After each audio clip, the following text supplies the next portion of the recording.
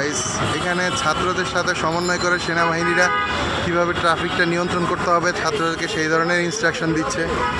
তো ছাত্ররাও তাদের ইনস্ট্রাকশন মতো কাজ করছে।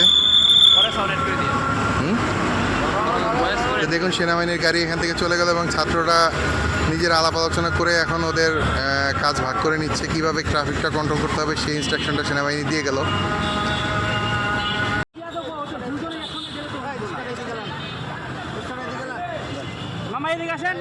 বাইরে কি স্টুডেন্টদের জন্য খাবার নিয়ে আসলেন?